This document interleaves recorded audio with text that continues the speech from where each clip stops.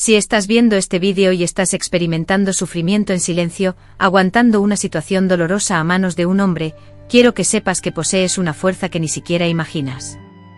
Yo, con mis 86 años, logré cambiar mi destino después de soportar décadas de abuso, traumas y sufrimientos, por eso te aseguro que tú también puedes lograrlo. Buenos días, mis queridos seguidores.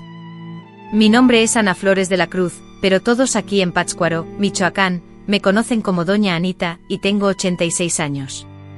Cada arruga y marca en mi rostro narra una historia, pero hoy quiero compartir una historia en particular, una historia que guardé celosamente durante 12 años sin compartirla con nadie.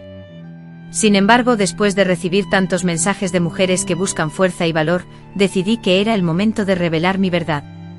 Porque a veces lo que necesitamos es saber que no estamos solas, que otras mujeres han vivido el mismo infierno y han logrado sobrevivir. Si estás viendo este vídeo, por favor, escribe en los comentarios la ciudad desde donde me ves. Me emociona saber que mi mensaje puede llegar tan lejos, llevando esperanza a mujeres que ni siquiera conozco. Si mi relato ha logrado conmoverte, por favor presiona el botón de me gusta y suscríbete a este canal. Mi nieta me explica que eso ayuda a que más mujeres, como tú, descubran y se inspiren con estas historias de superación. Nací en 1938 en una modesta casa ubicada a orillas del lago de Pátzcuaro, cuando la ciudad apenas era un pequeño pueblo en el mapa, donde las tradiciones purépechas resonaban con fuerza en el corazón de sus habitantes. Mi padre, un humilde pescador, y mi madre, una talentosa artesana que creaba las bellas muñecas de trapo que tanto encantan a los turistas, formaban el núcleo de nuestra familia. Éramos 6 hermanos compartiendo un petate en una misma habitación, alimentándonos diariamente con pescado y tortillas, pero con el corazón lleno de alegría, especialmente cuando llegaba noviembre y Pátzcuaro se vestía de color para celebrar el Día de Muertos. Fue en 1954, durante una inolvidable noche del Festival de la Guelaguetza en Oaxaca, que conocí a Sebastián. Yo tenía 16 años y él 22. Él llegó a Pátzcuaro, rodeado de importancia, a bordo del barco de su padre, don Orlando de la Cruz, miembro de una de las familias más antiguas y respetadas de Pátzcuaro. Don Orlando, un viudo de posición acomodada y padre de Sebastián, se dedicaba al transporte marítimo con sus barcos que llegaban hasta la Ciudad de México, gozando de gran respeto en la comunidad. La esposa de don Orlando había fallecido cuando Sebastián tenía 10 años, y desde entonces él decidió no volver a casarse, dedicándose por completo a criar a su hijo, forjando entre ambos una relación muy cercana. Sebastián, conmovido por Ana Flores, improvisó unos versos que la conquistaron: morena de ojos de lago, mi corazón se hizo barco navegando en tu sonrisa, Ana Flores que me embarga, lo que provocó una oleada de aplausos. Aunque mi rostro se encendió, mi corazón ya había tomado una decisión.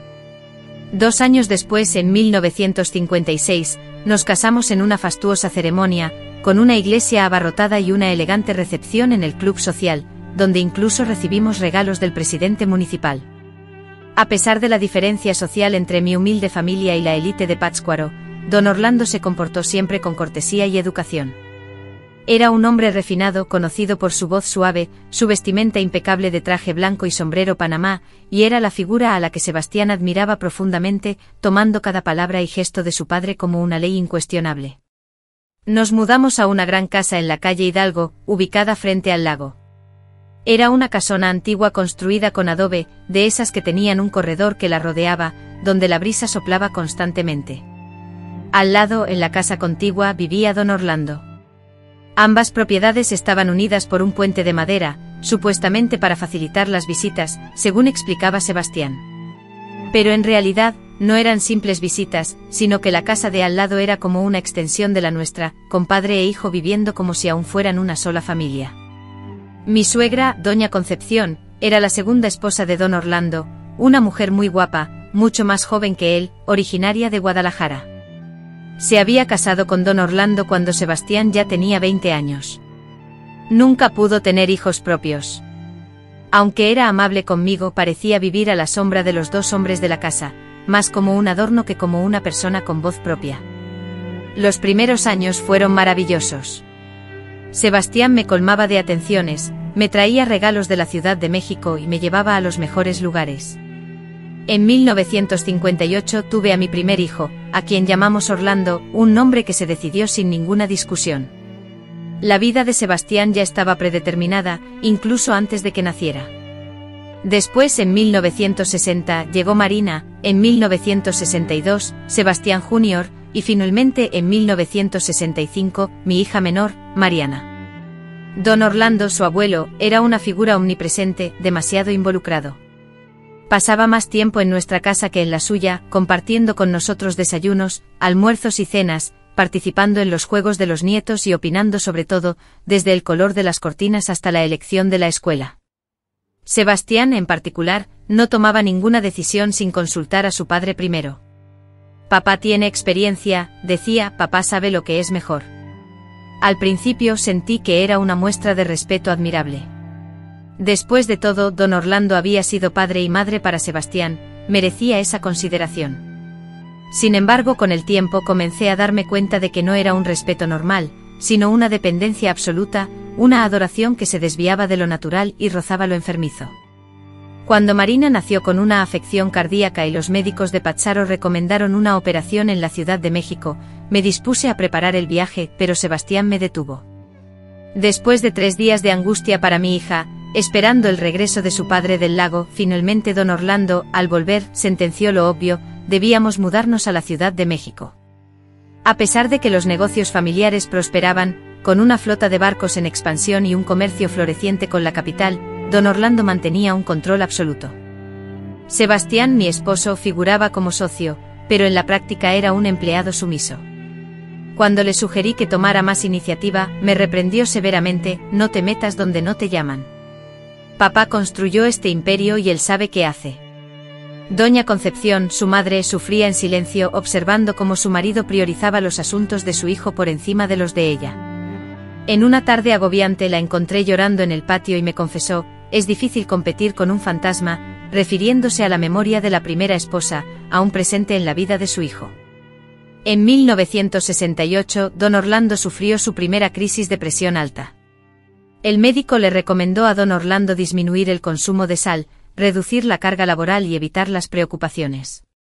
Sebastián, angustiado, reaccionó de forma exagerada, contrató a una enfermera privada, adquirió un aparato para medir la presión arterial y transformó la casa en una suerte de hospital.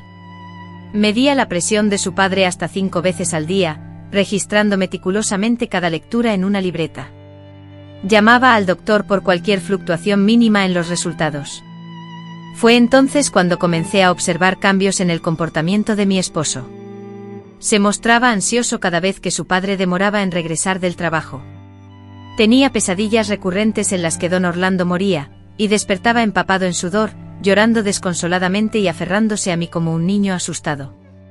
Una vez lo encontré en la habitación de su padre, oliendo las camisas del armario, mientras sollozaba silenciosamente. Las festividades de la Virgen de Guadalupe continuaban llenando de alegría Pátzcuaro, pero nuestra familia, antes tan participativa, se había apartado de ellas. Sebastián se negaba a dejar solo a su padre. Y si le ocurre algo mientras estamos en el desfile, se preocupaba. Don Orlando, intentando mantener la calma, le aseguraba que estaba bien, pero su hijo, obcecado, no escuchaba.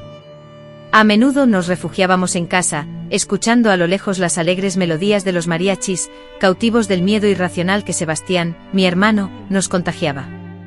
1972 marcó el inicio del declive familiar, cuando todo comenzó a desmoronarse.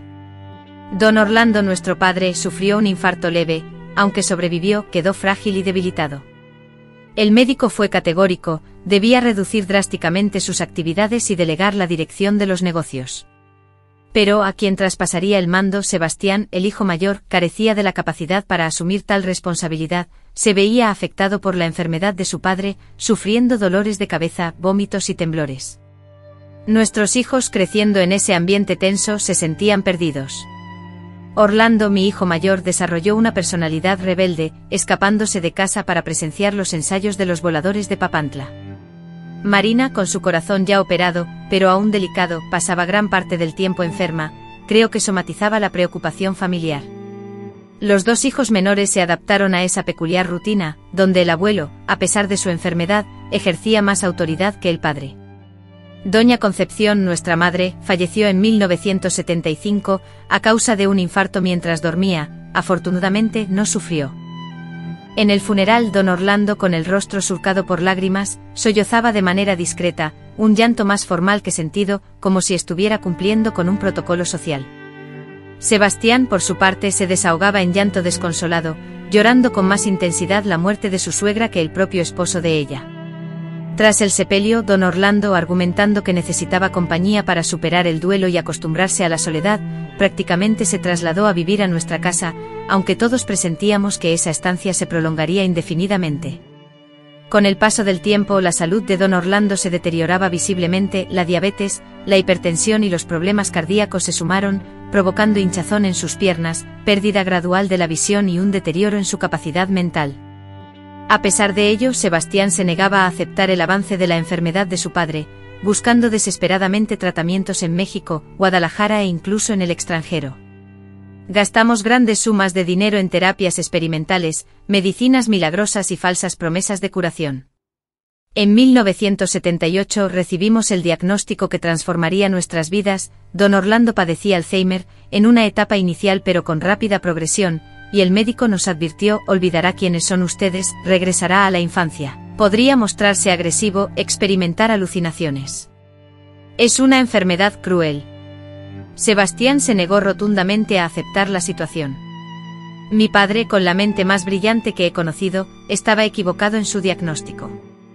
Él insistió en que era un error médico y buscó la opinión de otros especialistas, pero todos confirmaron el diagnóstico inicial. Fue entonces cuando mi marido comenzó a mostrar signos preocupantes de desequilibrio mental. Creó una rutina obsesiva de cuidados, se despertaba cada hora para verificar que mi padre respirara, y grababa conversaciones para asegurarse de que don Orlando aún estuviera lúcido. Cuando el anciano comenzó a olvidar nombres y fechas, Sebastián preparaba álbumes de fotos, forzaba a mi padre a mirar, y repetía viejas historias, intentando desesperadamente despertar recuerdos. Mi madre, que todavía vivía en la humilde casa donde nací, vino a visitarme en esos días. Su vida era simple pero tranquila. Se quedó una semana observando nuestra caótica rutina. Antes de irse me llevó a un lado y me dijo: hija, ese tu marido está trastornado. Cuando el viejo muera, él va a enloquecer de vez. Ten cuidado. Intenté tranquilizarla, diciéndole que era una fase difícil que eventualmente pasaría. Pero mi madre sacudió la cabeza, escéptica. Hay hombres que no pueden valerse por sí mismos y pierden la figura paterna. Cuando se sienten desorientados, su cordura se tambalea. Aunque en su momento no le di mayor importancia, esas palabras resonaron persistentemente en mi mente. El año 1979 comenzó con don Orlando totalmente dependiente, incapaz de reconocer a nadie. Llamaba a Sebastián por distintos nombres y me confundía con personas del pasado. Necesitaba ayuda para realizar cualquier actividad, desde comer y bañarse hasta ir al baño. Por ello contratamos enfermeros que lo atendieran las 24 horas y transformamos su habitación en una pequeña clínica.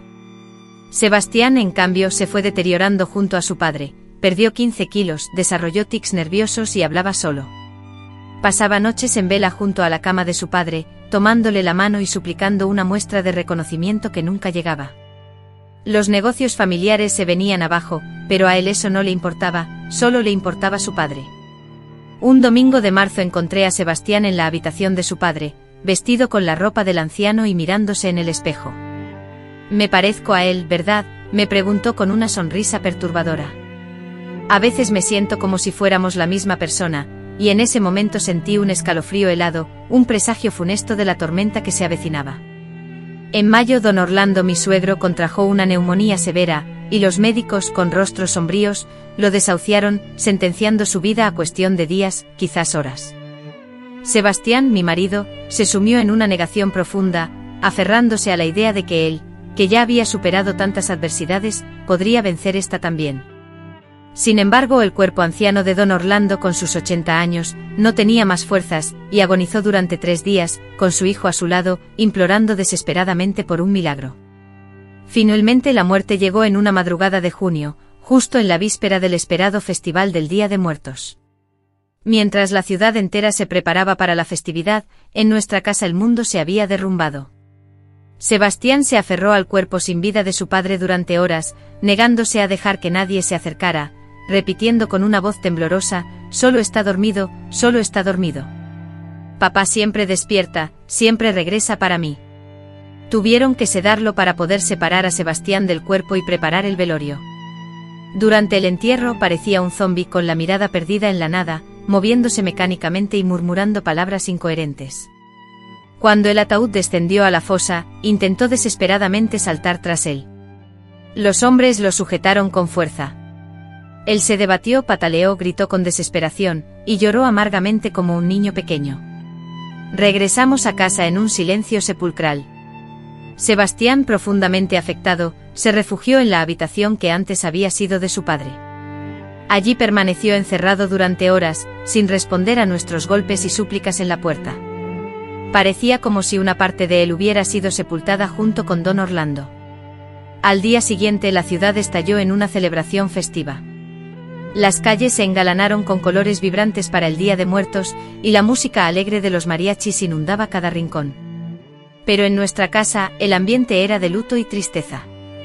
Sebastián deambulaba por las habitaciones como un espectro, buscando desesperadamente a su padre en cada rincón, susurrando su nombre. Fue al tercer día después del entierro cuando lo peor ocurrió. Yo me encontraba en la cocina cuando escuché gritos desgarradores provenientes de la casa vecina, donde don Orlando había vivido. Corrí inmediatamente para investigar, impulsado por la preocupación. La puerta estaba abierta. Entré llamando a Sebastián a gritos. La escena que presencié en aquella habitación me atormenta hasta el día de hoy. Al entrar en la casa de don Orlando aquella tarde de junio, el olor persistente a naftalina y medicamentos todavía inundaba el aire. En la espaciosa habitación principal, Sebastián, con el pijama gastado de su difunto padre, yacía sobre la cama, pero no era su presencia lo que me causaba escalofríos. Lo que me paralizó fue la escena que presenciaba. Mi madre, que se había quedado unos días más para apoyarme tras el funeral, estaba acurrucada en un rincón, con el vestido desgarrado y marcas rojas en el cuello, sollozando silenciosamente. Mi esposo, sumido en una locura aterradora, le gritaba que era doña Fátima, la primera esposa de don Orlando, fallecida hacía más de 30 años, implorándole: regresa conmigo, Fátima. Sus ojos, vidriosos y desencajados, no veían la realidad, y la acusaba de haber fingido su muerte para escapar con un vendedor ambulante, asegurándole que ahora que Orlando había muerto, podían estar juntos. Sin dudarlo, corrí a socorrer a mi madre, pero Sebastián, con una fuerza que desconocía, me empujó con violencia, haciéndome chocar contra la pesada cómoda, derribando antiguos portarretratos. El estruendo pareció despertar algo en él. Con la mirada perdida, me observó con desconcierto y luego dirigió sus ojos a mi madre, tendida en el suelo, como si la escena que presenciaba fuera incomprensible. Ana, después de días de silencio, pronunció mi nombre con una voz que resonó en el silencio. ¿Qué he hecho?, balbuceé, presa del pánico. Ayudé a mi madre a incorporarse. Estaba completamente temblorosa y apenas lograba mantenerse en pie. Las marcas de dedos oscuras, producto de la fuerza de su agarre, comenzaban a aparecer en su cuello, formando un moretón. Pero lo más impactante eran sus ojos. El terror se mezclaba con una profunda lástima, como si contemplara a una bestia salvaje que no tiene control sobre su propia ferocidad. Ven, mamá, le dije sujetándola con firmeza. Vamos a casa. Sebastián intentó seguirnos, pero cerré la puerta con llave, dejando tras de sí el eco de sus golpes, sollozos y súplicas de perdón por un acto que al parecer, ni siquiera recordaba con claridad. Conduje a mi madre a mi habitación, donde le limpié las heridas y le ofrecí agua con azúcar para intentar calmarla. Necesitas que lo internen, hija, murmuró mi madre, cuando pudo articular palabra. Ese hombre ha perdido la cordura por completo. Hoy fui yo la víctima. Mañana podría ser tú, o, lo que es aún peor, alguna de las niñas. Sabía que tenía razón, pero ¿cómo internar a mi propio marido? En 1979 la imagen de un manicomio evocaba escenas terribles, pacientes frenéticos, fuera de control, que exhibían comportamientos grotescos como babear y comer insectos. El hospital psiquiátrico más cercano estaba en la Ciudad de México, y la vergüenza de tener un familiar internado, especialmente un esposo, era una carga social indeleble que marcaba a la familia para siempre. Esa noche, aterrorizada por el comportamiento errático de Sebastián, encerré a mi madre y a mis hijos en nuestra habitación, protegiéndolos de lo que se avecinaba. Sebastián, en cambio, pasó la noche deambulando por la casa, sumido en alucinaciones, conversando con espectros.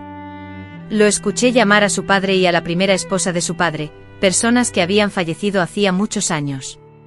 Alternaba entre risas nerviosas, llantos desgarradores y gritos incomprensibles. A la mañana siguiente lo encontré desplomado en el pasillo, dormido, aferrado a un retrato de don Orlando. Parecía tan frágil, tan desorientado. Por un instante sentí compasión. Ese hombre destrozado no era el Sebastián que yo amaba, el que me había escrito poemas de amor y me había dado 4 hijos. Ahora era solo una sombra, una cáscara vacía buscando desesperadamente los fragmentos de su identidad. Después de analizar la situación, llamé al doctor Aguilar, que había sido el médico de la familia durante muchos años. El doctor Aguilar examinó a Sebastián, haciéndole preguntas a las que mi marido respondía con divagaciones incoherentes y delirios. El doctor me apartó, revelándome que mi esposo había sufrido un episodio psicótico severo. Me explicó que la muerte de su padre había desatado algo que probablemente ya estaba incubándose en su interior. Necesitaba tratamiento especializado, medicamentos potentes e incluso, tal vez, internación. Pregunté con la certeza de no querer escuchar la respuesta, ¿cuánto tiempo duraría? Me respondió que era imposible predecirlo, que podía ser semanas, meses, e incluso que algunos casos jamás se recuperaban por completo. El impacto de esas palabras me abrumó como una tormenta desatada sobre mí. Con 4 hijos a mi cargo, los negocios familiares en crisis, y un marido que se había transformado en un extraño dentro de nuestro hogar, ¿cómo podría soportar tanta desgracia sola? Inicialmente intenté el tratamiento en casa. El doctor Aguilar le prescribió calmantes fuertes y antipsicóticos que mantenían a Sebastián sedado pero, al menos, controlado. Contraté a un enfermero, un hombre corpulento, para asistir a Sebastián, previendo posibles crisis. Sin embargo, la medicación solo enmascaraba los problemas. Una tarde Sebastián despertó de la sedación más alterado que de costumbre y tras un esfuerzo, logró salir de su habitación. Se dirigió directamente a la cocina, donde Marina, mi hija mediana de 19 años, preparaba café. Marina tenía el cabello largo similar al mío, y rasgos que recordaban a Sebastián en su juventud. Al verla, Sebastián gritó confundido, llamándola Concepción, confundiendo a nuestra hija con la fallecida segunda esposa de don Orlando, y exclamó: «Regresa a casa, Orlando te está esperando». Marina intentó escapar, pero Sebastián reaccionó con mayor rapidez, la sujetó por los brazos y la sacudió violentamente, preguntándole: «¿Por qué huiste? ¿Por qué me abandonaste?». Marina gritaba aterrorizada.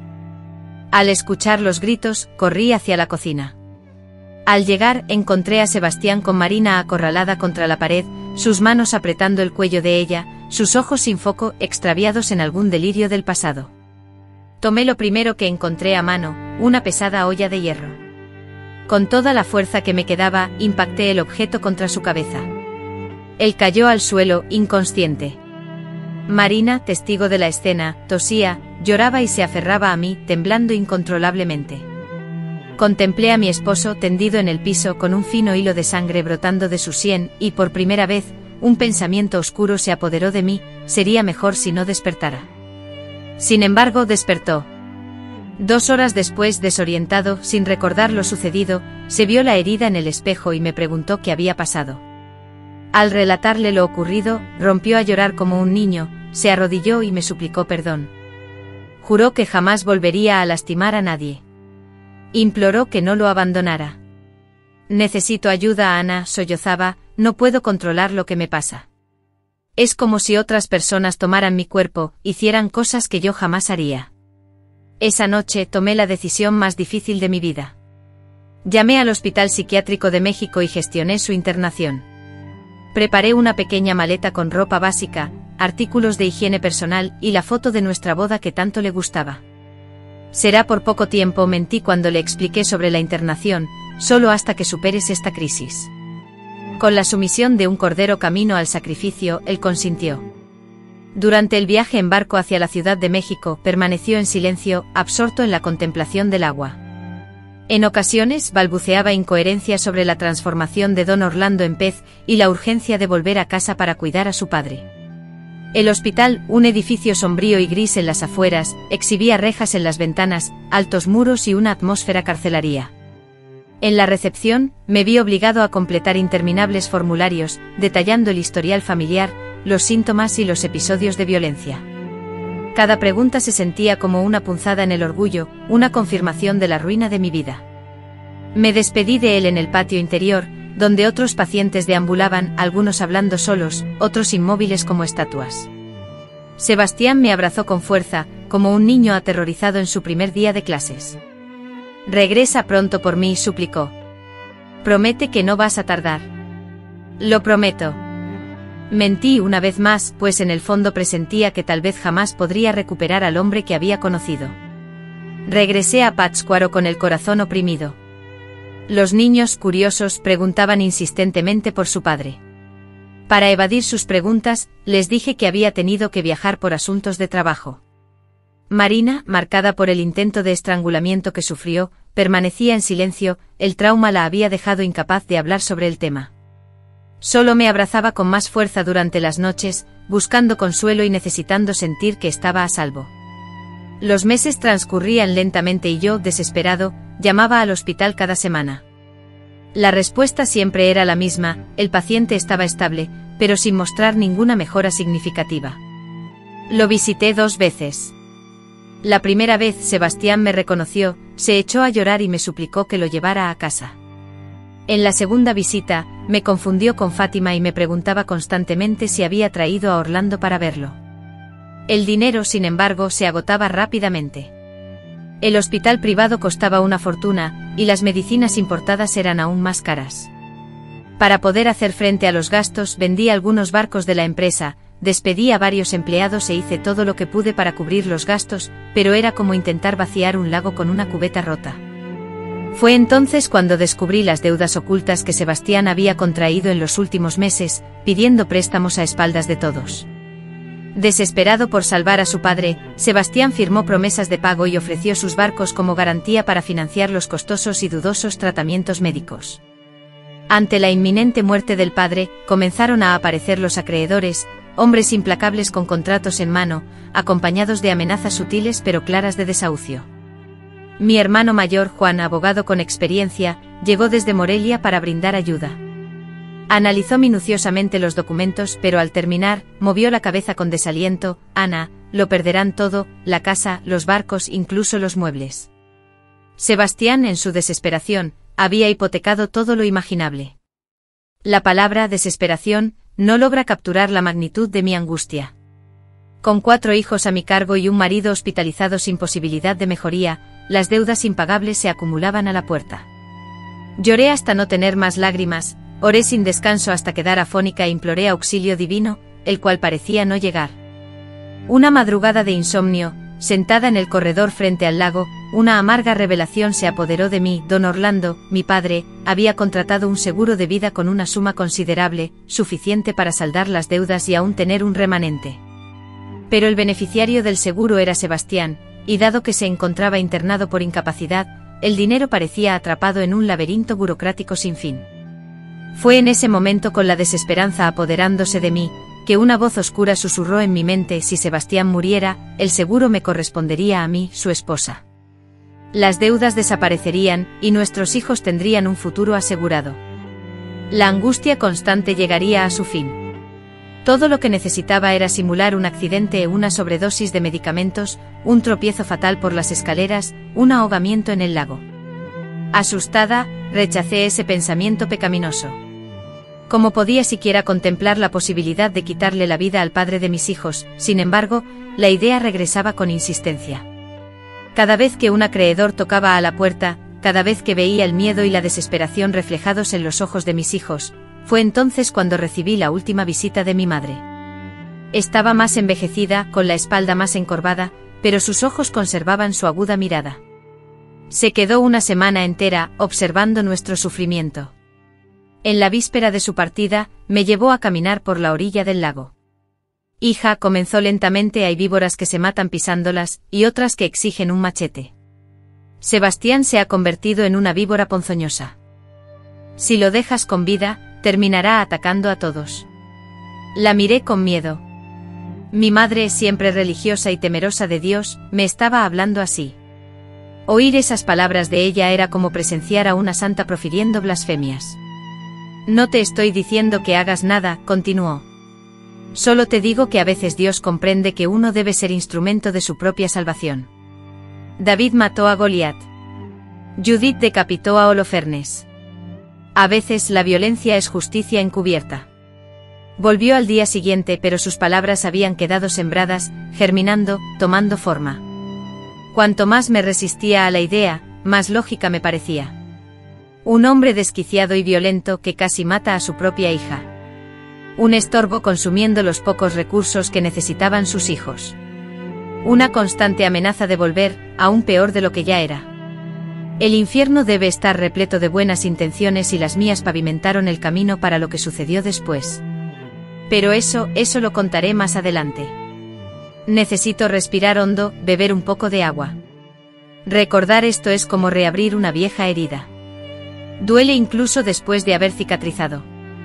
Mi conciencia, que dicen es el peor castigo, me atormentó implacablemente por semanas tras esa conversación con mi madre.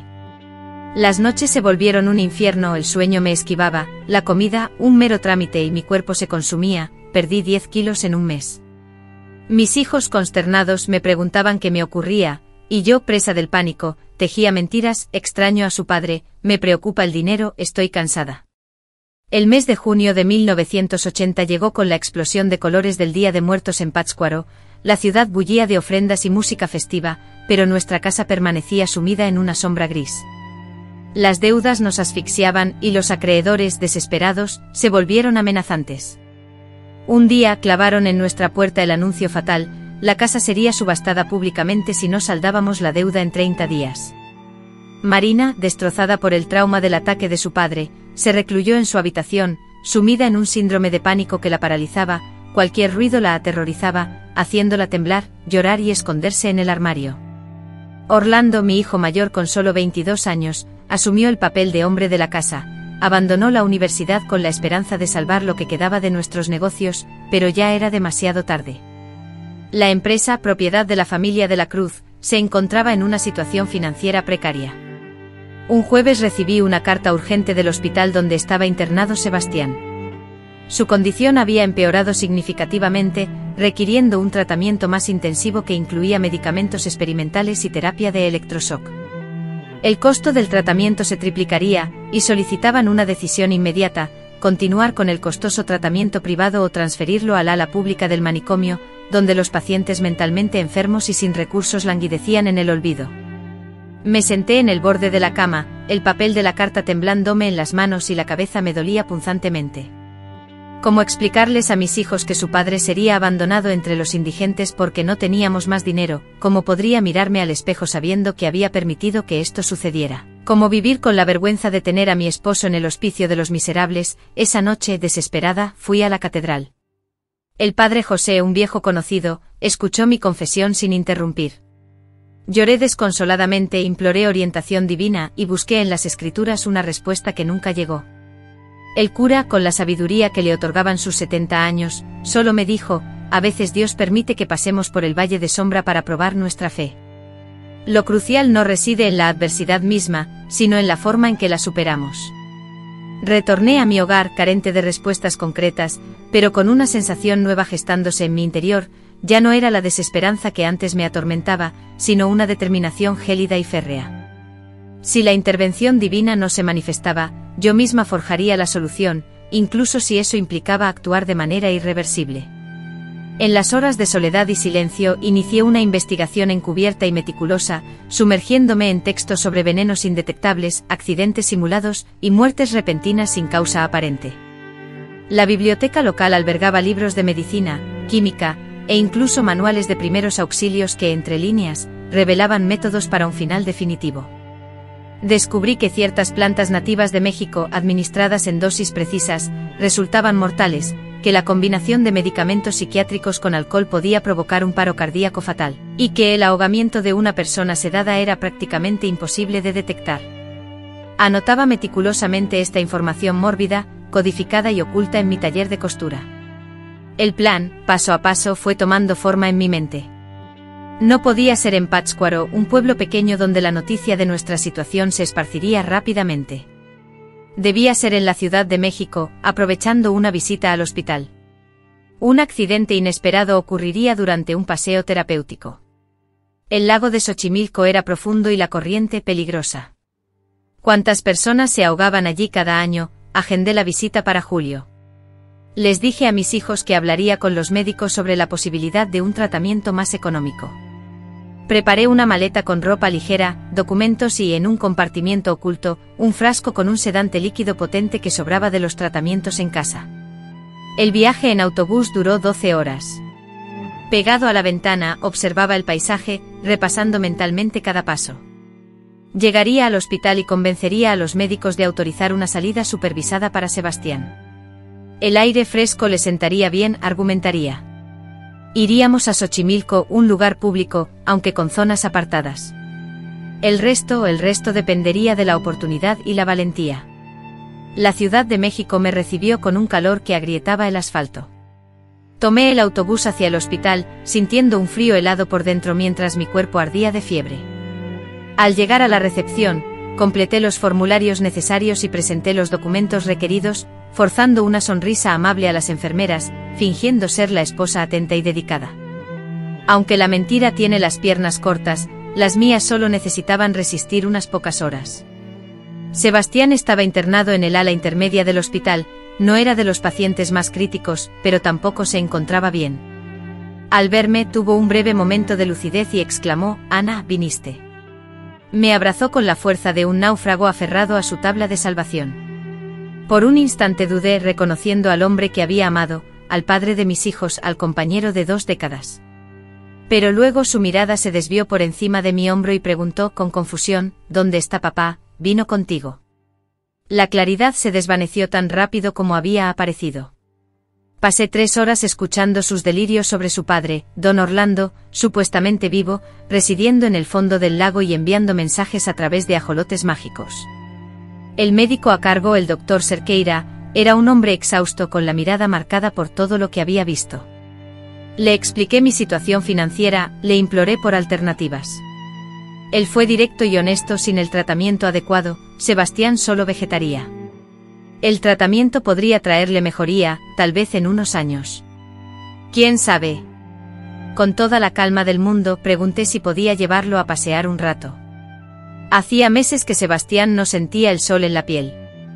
El doctor Cerqueira dudó un instante, luego revisó su expediente.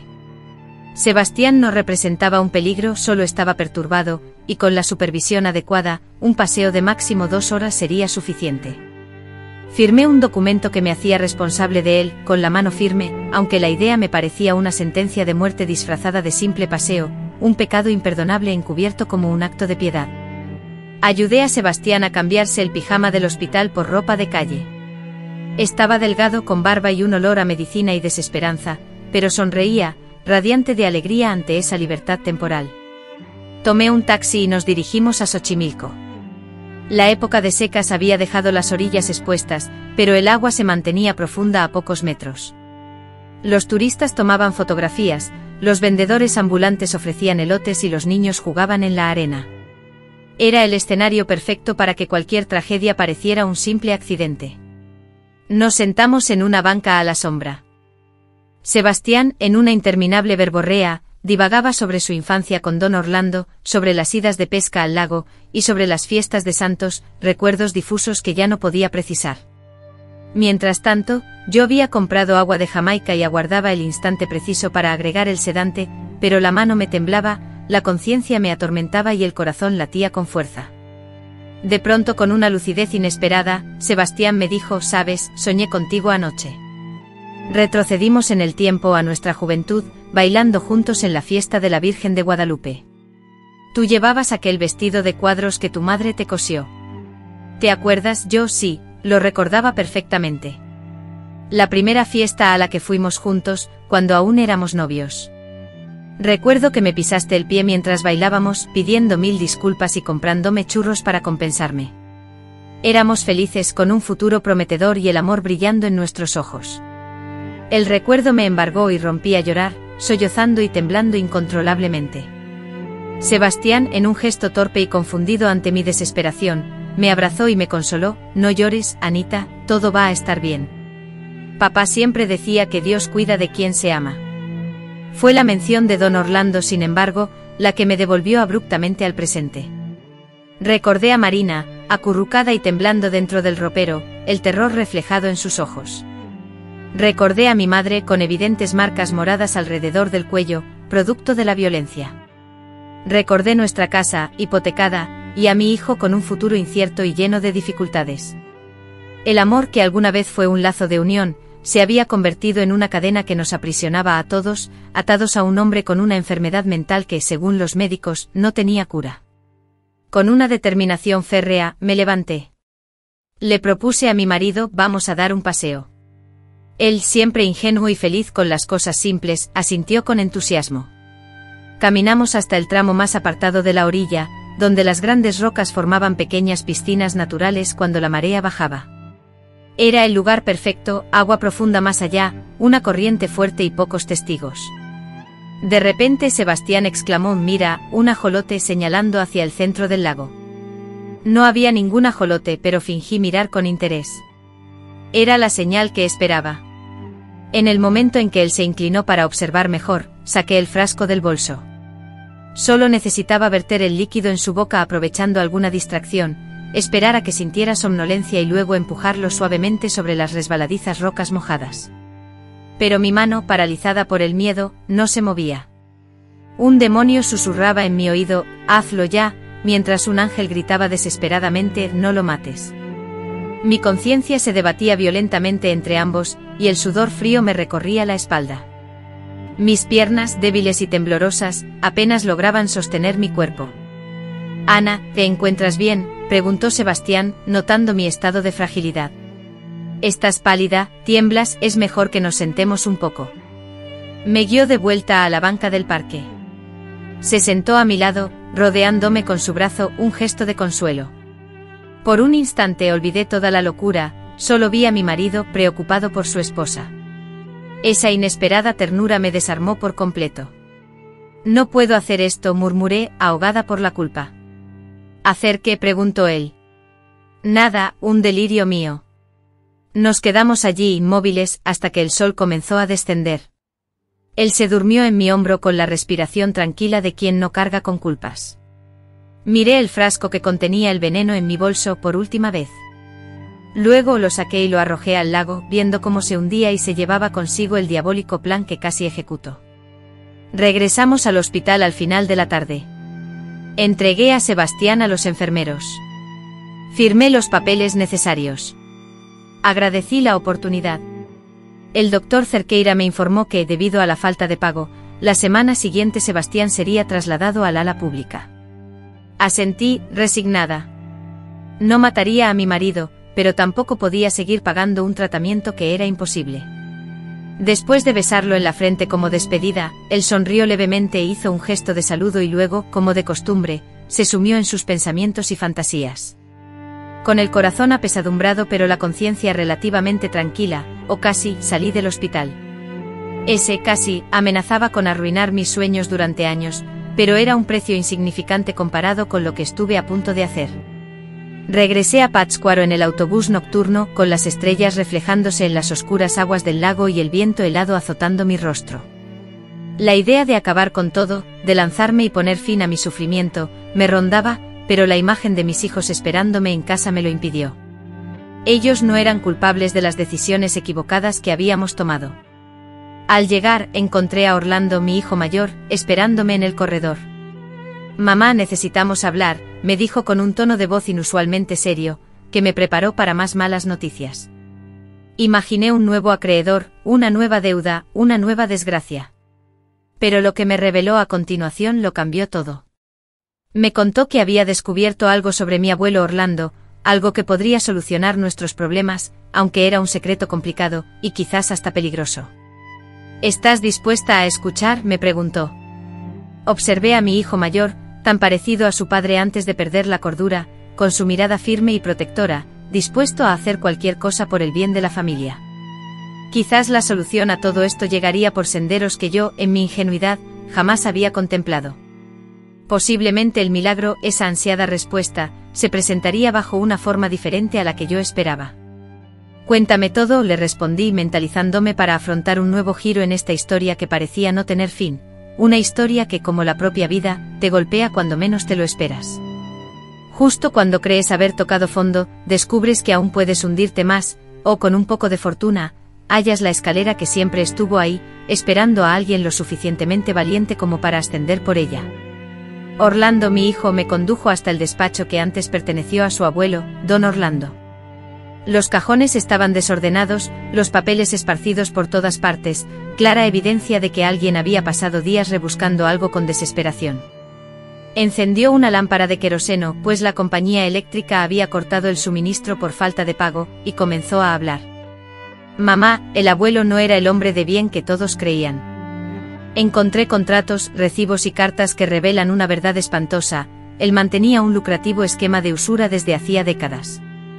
Prestaba dinero a intereses exorbitantes, y luego se quedaba con las propiedades de aquellos que no podían pagar. Hay gente que perdió absolutamente todo por culpa de él. Con manos temblorosas tomé los documentos, contratos legalmente inválidos con firmas inestables, claramente torpes, pertenecientes a personas analfabetas. Los intereses usurarios que cobraban eran del 50% mensual, y las propiedades eran confiscadas por deudas insignificantes. La fortuna de los miembros de la Cruz se sostenía sobre cimientos corruptos. Y aún había más. Orlando, continúa, me instó. Doña Concepción, la segunda esposa de él, no falleció de un ataque al corazón. Encontré una carta suya, oculta entre las páginas de un libro, en la que afirmaba que planeaba escapar debido a los constantes maltratos del anciano. Desapareció misteriosamente un día antes de que se anunciara su muerte. Su cuerpo fue encontrado en un ataúd cerrado, y nadie presenció el entierro. Sospecho que él orquestó su fingida muerte para evitar la vergüenza de una esposa fugitiva. La revelación me aturdió. Concepción viva, entonces el entierro, el luto, todo era una farsa. Mis recuerdos se reorganizaron abruptamente. Sebastián, llorando más que su propio suegro, el ataúd sellado por el estado del cuerpo y la inusual premura por el sepelio. ¿Por qué me cuentas esto ahora?, pregunté, todavía tratando de asimilar la información. Porque descubrí su paradero.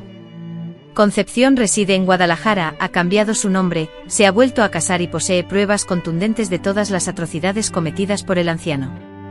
Si ella se presenta públicamente, la herencia podría ser impugnada. Las deudas del padre podrían ser canceladas si demostramos que el dinero provenía de actividades ilícitas. Esta es nuestra oportunidad. La esperanza se encendió rápidamente, pero se desvaneció aún más rápido. Ella no querrá verse involucrada, huyó hace años, rehizo su vida, porque regresaría. Orlando sonrió, una sonrisa que me inquietó, similar a la que tenía el padre cuando tramaba algo. Porque le haremos una propuesta irrefutable, o colabora o revelamos a todos que está viva. La bigamia es un delito, su nueva vida se derrumbaría. Eso es chantaje, protesté con debilidad. Es supervivencia. Prefiere ella ver a la familia en la calle, a Marina traumatizada, a los niños sin escuela. A veces hay que mancharse las manos para proteger a quienes amamos. Las palabras de mi madre resonaron en mi mente: a veces la violencia es justicia disfrazada. Quizás no necesitemos matar a nadie, tal vez la violencia sea solo psicológica, tan cruel como la física, pero sin sangre en las manos. Viajamos a Guadalajara la semana siguiente. Orlando ya había hecho su investigación. Francisca Mendoza, que vivía bajo el alias de Concepción, se presentaba como una mujer casada con un adinerado comerciante, madre de 2 hijos adolescentes, residía en una elegante casa de un barrio acomodado y disfrutaba de una vida holgada, intentando enterrar su pasado. Al llamar a su puerta, la sirvienta nos informó que la señora no recibía visitas sin cita previa. Orlando, sin embargo, mostró una fotografía antigua en la que se veía a Concepción junto a él. La sonrisa forzada de la mujer reflejaba una profunda infelicidad. Le pedimos a la sirvienta que le dijera a su patrona que la visita se relacionaba con su primer marido, sabiendo que eso la obligaría a recibirnos. Minutos después, nos encontrábamos en el lujoso salón. Concepción entró lentamente, visiblemente envejecida pero aún reconocible. Al ver la foto en manos de Orlando, palideció y se desplomó en el sillón. Siempre supe que este día llegaría, susurró. ¿Qué quieren? Le expliqué la situación. Sebastián, enloquecido, deudas impagables, y sus hijos sin futuro. Ella escuchó en silencio, con lágrimas silenciosas rodando por sus mejillas. Cuando mencioné los documentos que Orlando había encontrado, reaccionó con interés y reveló: tengo pruebas peores. El diario de él, donde confesaba sus crímenes, y fotografías de mujeres a las que les pagaba con favores, las escondí antes de escapar, por si necesitaba defenderme. Nunca imaginé que esas pruebas serían útiles para esto. ¿Nos vas a ayudar?, pregunté con esperanza. Ella dudó mirando hacia la puerta, de donde provenían risas de adolescentes, sus nuevos hijos, que desconocían a su madre anterior. Si hago esto, mi vida aquí terminará. Mi marido no sabe nada del pasado. Mis hijos creen que soy viuda de mi primer matrimonio. ¿Cómo explicarles que fingí mi propia muerte? No necesitas contarlo todo, argumentó Orlando. Solo que estuviste casada antes y huiste de un marido violento. Los documentos demuestran sus crímenes, pero no hablan de la falsa muerte. Ella reflexionó durante un largo rato.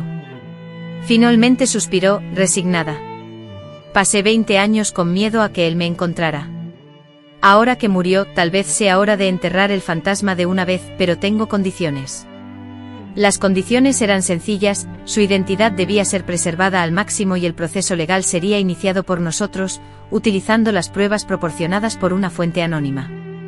Después de entregar los documentos acordados, no hubo más contacto. 3 días después, ella se presentó en el hotel con una maleta pesada. Dentro de ella guardaba un tesoro más valioso que el oro, cuadernos de contabilidad paralela, contratos ilegales, confesiones manuscritas de Don Orlando, e incluso fotografías comprometedoras de él con varias mujeres, algunas de ellas claramente menores de edad. Nunca he contado esto a nadie, me dijo Concepción mientras me entregaba la maleta. Pero él era un monstruo. Comenzó con sutiles celos y control, para luego escalar a la violencia física. Cuando amenazó con obligarme a saldar una deuda de un cliente, escapé. Lo dejé todo, cambié mi vida por completo. Viví escondida durante años. Acepté el consuelo de aquella mujer valiente que compartió conmigo el dolor de haber sido propiedad de un hombre cruel. Prometimos nunca revelar su ubicación ni volver a buscarnos. Ella partió aliviada, sintiendo que los fantasmas del pasado finalmente habían sido exorcizados. Al regresar a Pátzcuaro, busqué al licenciado Raimundo Nieves, el mejor abogado de la ciudad. Él examinó los documentos y sus ojos se ensancharon con cada página que leía. El caso era explosivo. Don Orlando, un criminal, había cometido numerosos delitos. Gracias a las pruebas presentadas, muchas deudas contraídas eran anulables y se vislumbraban consecuencias mayores. El Estado podría verse obligado a pagar indemnizaciones por su complicidad en los hechos. Delegados y jueces, a pesar de conocer la situación, no actuaron. El proceso fue formalizado en agosto de 1980, y el escándalo desató una gran indignación en toda la ciudad. Familias enteras se vieron afectadas por las acciones de Don Orlando, viudas que perdieron sus hogares, huérfanos despojados de su herencia y comerciantes arruinados por la usura. Don Orlando, antes venerado, pasó a ser un demonio de la noche a la mañana. Las deudas de Sebastián comenzaron a ser anuladas, los jueces invalidaban contratos y reconocían pagos como restitución de robos previos. Los acreedores que eran cómplices de Don Orlando, temiendo ser procesados, desaparecieron. En octubre se logró una importante victoria, el Estado reconoció su responsabilidad parcial y pagó una sustancial indemnización por la inacción de las autoridades ante los crímenes continuados. Este dinero fue suficiente para saldar las deudas restantes y permitir la reconstrucción económica. Pero mi anhelo iba más allá de la mera ganancia monetaria, anhelaba la justicia poética. Durante mis indagaciones, descubrí que Don Orlando poseía una casa oculta, un refugio apartado a orillas del río, donde solía llevar a sus amantes. Nadie conocía su paradero y tras su muerte, la propiedad había sido abandonada y engullida por la maleza. Una madrugada, decidida y sola, me dirigí a ese lugar, una casa en ruinas pero con una estructura aún firme. En su interior, muebles cubiertos de polvo y una cama de matrimonio con sábanas putrefactas revelaban un escenario de pecado, ahora a la espera de su penitencia. Tuve una idea, una que podía provenir tanto de una entidad divina como de una diabólica, difícil de discernir cuando la desesperación se convierte en el motor de tus actos. Al día siguiente regresé con galones de gasolina. Rociar el líquido inflamable se convirtió en un ritual de purificación. Cada habitación, cada mueble recibió su dosis, especialmente la cama donde Don Orlando había profanado a mujeres vulnerables. Con mano firme encendí un cerillo. Ya no temblaba, no vacilaba. Lo arrojé sobre la cama y vi nacer, crecer y devorar las llamas. En cuestión de minutos, toda la casa ardía, sus flamas alcanzando el cielo nocturno. El humo ascendía como una ofrenda a los dioses de la venganza. Desde la distancia observé fijamente. La madera crujía lastimosamente, las tejas caían con estrépito y la estructura se desplomaba, devorando todo a su paso. Con ella se consumía el legado podrido de don Orlando, convirtiéndose en cenizas que el viento dispersaba. Los pecados, antes oscuros y latentes, se volvían humo y las malas memorias se diluían en el aire. Cuando los bomberos finalmente llegaron, solo quedaban brasas humeantes. Argumentaron una combustión espontánea, una casa vieja, madera reseca, posiblemente una chispa de un rayo lejano. Nadie investigó a fondo. Al fin y al cabo, era solo la ruina abandonada de un dueño muerto y deshonrado. Pero para mí significaba mucho más. Fue la cremación simbólica de años de sufrimiento. Aunque Sebastián nunca incendió la casa real, ni por accidente ni por locura, yo había quemado con plena conciencia el templo de la perversión.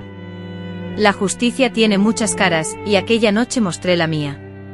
Diciembre trajo la última jugada. Sebastián sería trasladado a un manicomio público en breve. Fui a visitarlo. Ya se había tomado una decisión sobre su futuro. Encontré a un hombre marchito y acabado. La locura había consumido lo poco que le quedaba. No reconocía a nadie.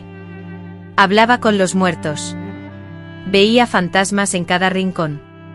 Los médicos habían diagnosticado un deterioro irreversible. Anhelaba que Dios lo acogiera, que pusiera fin a su sufrimiento. El doctor Cerqueira, con ligereza, pronunció palabras que no dimensionaba.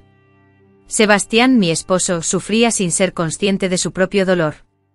La familia, destrozada, se aferraba a la vida de Sebastián, como si fuera una tabla de salvación. A veces, la muerte parecía la única misericordia posible. Asentí en silencio, pero Dios parecía sordo a nuestras súplicas. O quizá esperaba que yo misma fuera el instrumento para cumplir esa plegaria. En la víspera de su traslado al manicomio, hice una última visita. Sebastián, sedado, dormía intranquilo. La enfermera me informó que las dosis de calmantes habían sido aumentadas debido a su creciente agitación. Me quedé sola con él en la habitación, con el hombre que amé, que me dio hijos, y que también me hizo sufrir. Su cuerpo era ahora una cáscara vacía, el alma había partido hace mucho tiempo. Respiraba con dificultad, asfixiado por tanta medicina. Su corazón, cansado, luchaba por mantener con vida un cuerpo inútil. Tomé una almohada extra de la cama contigua. No lo planeé, no lo pensé. Mis manos actuaron solas, guiadas por la misericordia o por la maldad. La coloqué sobre su rostro. Apreté con la fuerza acumulada de décadas de dolor. Él no se defendió. Sedado por encima de lo necesario para reaccionar, débil más allá de poder resistir. Segundos que se estiraron hasta convertirse en horas eternas, hasta que su respiración cesó, su cuerpo se relajó y el tormento finalmente llegó a su fin. Retiré la almohada, la coloqué con cuidado en su lugar, acomodé su cuerpo inerte, cerré unos ojos que ya estaban cerrados. Besé su frente fría en una despedida que debió haber tenido lugar años atrás. Llamé a la enfermera. Presumo que él se marchó. Estaba dormido, dejó de respirar. Ella verificó sus signos vitales, confirmando el fallecimiento. El médico llegó, realizó una revisión superficial. Paro cardíaco, una causa común en pacientes con tanta medicación. Nadie cuestionó nada. Nadie investigó. Un hombre loco muere. El mundo continuó girando. El certificado de defunción. Muerte natural por insuficiencia cardíaca. Una mentira piadosa cubría la cruel verdad, murió por la misericordia de una esposa exhausta. Enterramos a Sebastián junto a su padre, a quien tanto amó. Una justicia poética. Juntos en la muerte como lo fueron en vida, sus hijos lloraron. Yo, sin embargo, sentí que las lágrimas se negaban a brotar. Con el semblante adolorido en el funeral, ocultaba una profunda sensación de alivio, la carga que me había oprimido durante años, finalmente descansaba en el ataúd. El cura pronunció oraciones sobre pecados perdonados, prometiendo la vida eterna, y en mi mente rondaba la pregunta: ¿el asesinato piadoso era una opción, si Dios comprendía la desesperación de una mujer al límite? La respuesta llegaría en mi propio juicio final. Pero aquel día, al regresar del cementerio, experimenté algo que no sentía desde hacía mucho tiempo: libertad. Mi hogar estaba a salvo, mis hijos seguros, un futuro era posible. El precio había sido pagado con sangre y fuego, mi conciencia pesaba, pero mi familia estaba protegida. A veces la violencia se disfraza de justicia. A veces la muerte es sinónimo de liberación. A veces una mujer debe convertirse en verdugo para dejar de ser víctima. No me siento orgullosa de lo que hice, pero lo haría de nuevo porque entre la santidad y la supervivencia, elegí vivir y viví.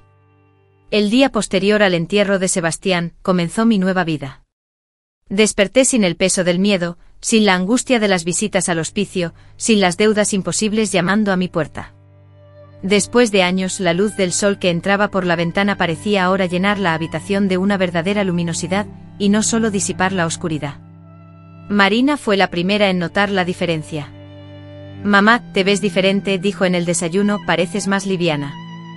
Si tan solo supiera cuánto esfuerzo y sacrificio había implicado alcanzar esa aparente tranquilidad, quizá no la encontraría tan atractiva. Sin embargo, los hijos no tienen por qué cargar con los errores de sus padres, cada generación merece la oportunidad de la inocencia. Con el dinero recibido por la indemnización del Estado y la venta de algunas propiedades que habíamos logrado recuperar, me dediqué a reorganizar nuestras vidas. Primero prioricé el tratamiento psicológico de Marina, encontrando una psicóloga en Ciudad de México, especialista en traumas, a quien llevábamos a consulta una vez al mes. Poco a poco mi hija recuperó la sonrisa, volviendo a salir y a disfrutar de la vida. Luego Orlando, mi hijo, retomó sus estudios. Lo inscribí en la Facultad de Derecho de la UNAM. «Quiero que seas un abogado honesto», le dije al despedirnos, «que uses la ley para proteger, no para aprovecharte». Él entendió el mensaje, me abrazó fuerte y prometió honrar el nombre de la familia de la manera correcta. Mientras que los dos hermanos menores permanecieron en Pátzcuaro, ahora asistían a una escuela privada. Llevaban uniformes impecablemente planchados, contaban con todo el material escolar necesario y disfrutaban de almuerzos que incluían algo más que tortillas con frijoles, pequeños lujos que parecían milagros después de tanta pobreza. Don Cruz reiniciaba algunos negocios familiares, pero de manera distinta, nada de usura, ni explotación, ni contratos abusivos. Los barcos operaban un transporte honesto con precios justos y un trato digno hacia los indígenas. Su objetivo era limpiar el nombre que don Orlando había manchado durante décadas.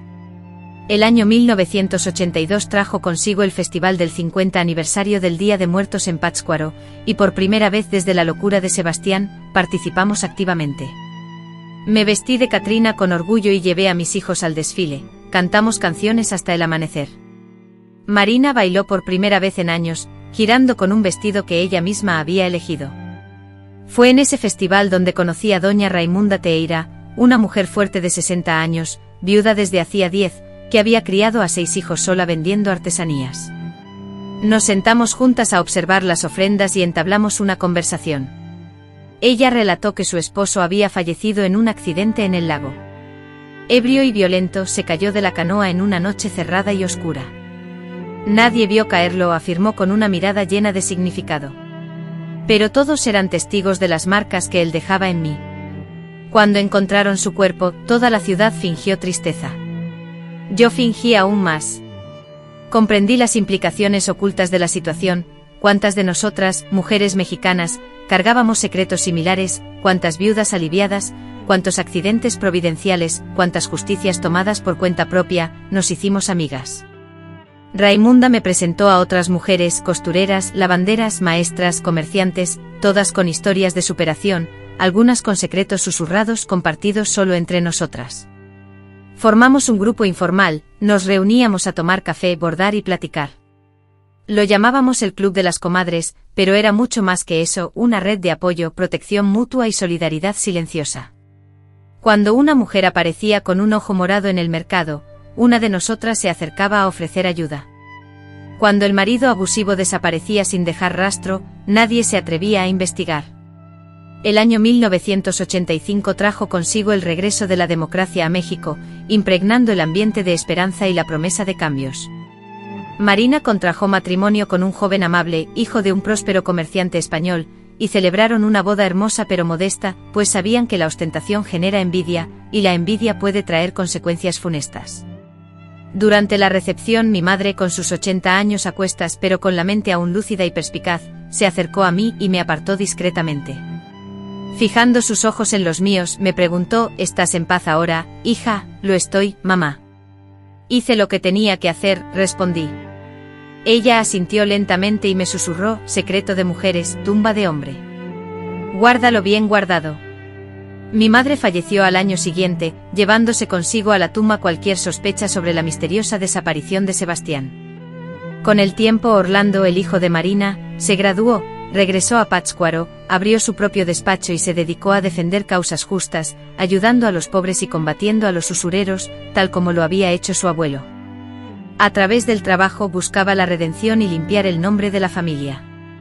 Marina, por su parte, tuvo 3 hermosos hijos, y nunca reveló a su esposo el trauma del padre. Construyó una familia con bases sólidas de necesario silencio.